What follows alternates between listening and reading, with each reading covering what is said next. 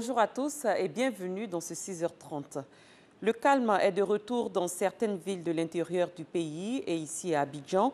Des tirs signalés hier matin se sont arrêtés. Les barrages ont été levés du côté du Kangalieni. Il n'y a eu aucun mouvement dans les camps d'Akwedo. Les populations ont vaqué ce vendredi à leurs occupations. Le chef d'état-major général des forces armées de Côte d'Ivoire, le général de division Touré Sekou, était hier sur le plateau du journal télévisé de 20h. Il a adressé un message aux populations et à tous les militaires. Voici un extrait de son intervention. Déclaration des forces armées de Côte d'Ivoire. Dans le cadre de la recherche de solutions aux différentes préoccupations exprimées par les soldats en janvier dernier, différentes rencontres ont eu lieu entre ceux-ci, la société civile, la hiérarchie militaire et les autorités politiques. Les guides religieux, d'abord à Bouaké, ensuite à la grande mosquée de la Riviera le 5 mai dernier. La hiérarchie militaire, notamment à l'état-major général des armées, Monsieur le ministre auprès du président de la République chargé de la Défense le 9 mai, enfin, son Excellence, Monsieur le Président de la République, chef suprême des armées, le 10 mai 2017. Au terme de ces échanges, les soldats ont dû comprendre la situation économique difficile et mesurer l'effet néfaste que la persistance dans leurs préoccupations aurait sur la cohésion dans les armées et le tissu social. Ils ont, dans un élan patriotique, et devant son Excellence, Monsieur le Président de la République, volontairement décidé de renoncer à toute revendication d'ordre financier. En retour, son Excellence, Monsieur le Président de la République, chef suprême des armées, a donné instruction pour la mise en œuvre effective de la loi de programmation militaire qui prend en compte les préoccupations des armées dans leur entièreté. Le ministre auprès du président de la République chargé de la Défense a ensuite donné des précisions sur les décisions gouvernementales hier sur ce même plateau. Si l'attitude républicaine et responsable de nos hommes est à saluer, il est à regretter que certains d'entre eux, se désolidarisant de leurs camarades des contingents EAN et ADS, et ainsi de l'ensemble de leurs frères d'armes, aient entrepris de perpétrer des actes peu honorables de défiance à l'autorité. Ces derniers perturbent la quiétude de nos braves populations depuis la nuit du 11 mai 2017. Ainsi, comme vous l'avez constaté, des tirs ont pu être entendus dans plusieurs casernes à l'intérieur de notre pays, comme à Abidjan.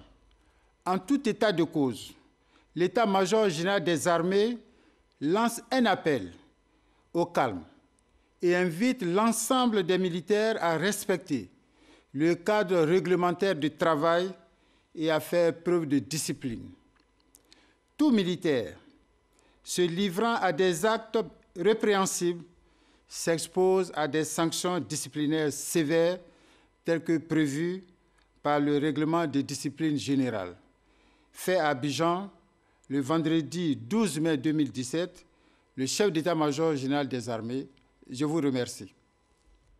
Direction d'Aloa, 293 élèves officiers ont intégré officiellement la gendarmerie de Torogué, parmi eux 13 filles.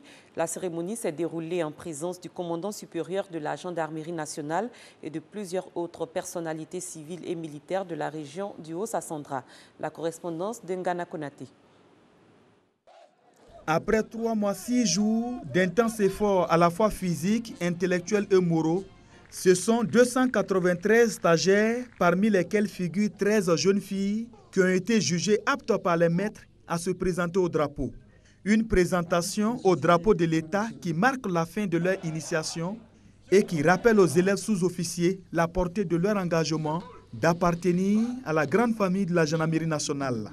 Le général Kwaku Kwadjo Nicolas, commandant supérieur de la gendarmerie nationale, s'est réjoui de la tenue de cette cérémonie et a invité les élèves sous-officiers admis à l'école de gendarmerie pour une formation professionnelle à observer la discipline et les règlements militaires. Sous-officiers de première année, le terrorisme et ses sources de financement, le phénomène des coupeurs de route, l'orpaillage clandestin, la grande criminalité sont entre autres les défis sécuritaires qui nécessitent de nous des réponses appropriées. C'est donc l'occasion pour moi d'exprimer toute ma gratitude et ma reconnaissance à son Excellence M. Alassane Ouattara, président de la République, chef suprême des armées, qui ne ménage aucun effort pour nous apporter le soutien nécessaire à l'accomplissement de nos missions. Hier encore, au cours d'un entretien avec les soldats, le chef suprême des armées nous réaffirmait sa volonté de bâtir une armée républicaine au service de la nation, une armée forte et respectée.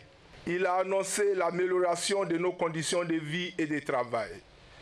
C'est pourquoi j'appelle tous les gendarmes à s'inscrire dans cette vision du chef de l'État en faisant preuve de professionnalisme et surtout en privilégiant l'intérêt supérieur de la nation. Deuxième temps fort de cette cérémonie, la célébration de l'excellence. 3 majors, des élèves sous-officiers de première année et 2 meilleurs élèves sous-officiers féminins ont été récompensés par le commandant supérieur de la gendarmerie.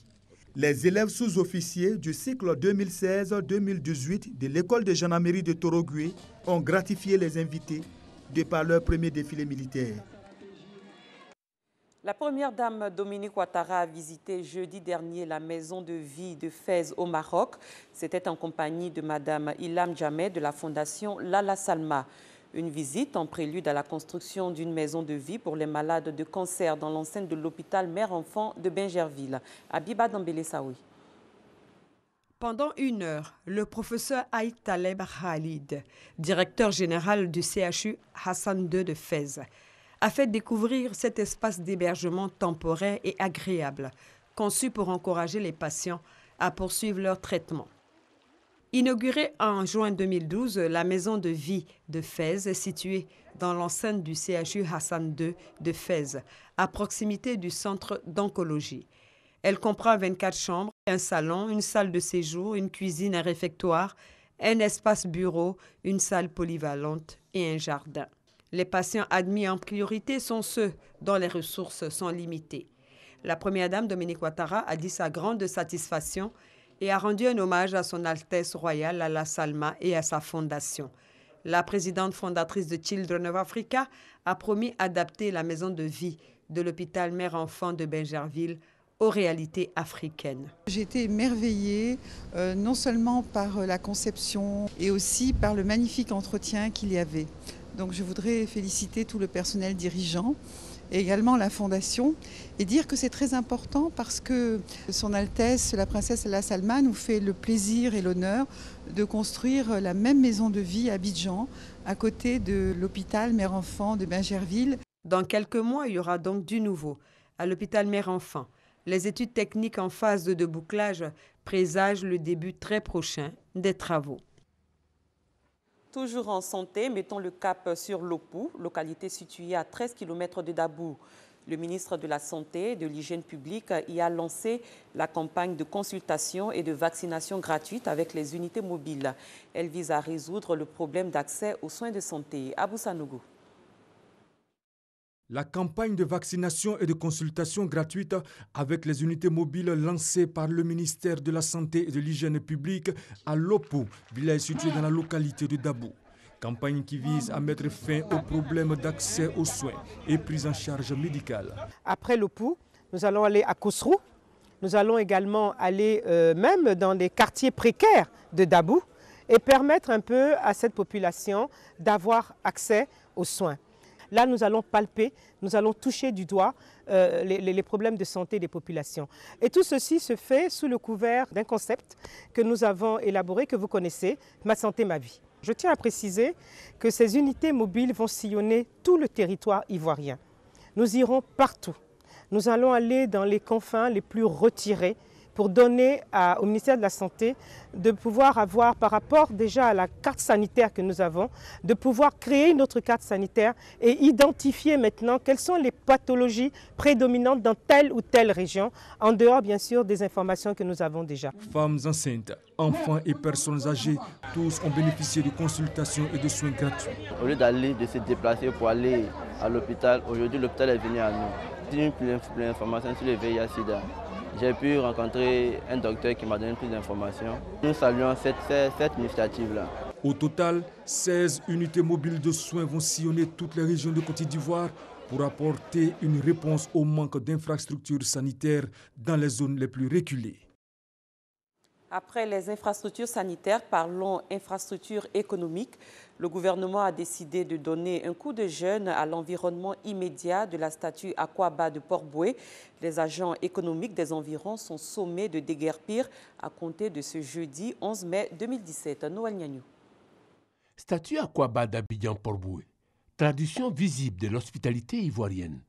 Seulement voilà, des activités des agents économiques de sa proximité menace dangereusement la chaussée, donc l'environnement immédiat de cette statue. La route est essentielle, c'est beaucoup d'argent qu'on met dans les routes. L'entrée de la Côte d'Ivoire ne peut pas être dans un état aussi lamentable. Cet endroit où ils sont installés, ils ne devaient pas y être. C'est une digue, c'est un remblai qui a été fait sur la lagune pour pouvoir faire passer la route. Personne n'avait le droit donc de s'installer sur cette digue pour faire des activités commerciales. Comme on le voit, le mal est profond. Le gouvernement a donc décidé de sévir pour compter de ce jeudi, 11 mai. Ce n'est pas acceptable que l'exploitation de sable continue, parce que lorsque vous prenez cette route, vous allez voir plein de poussière.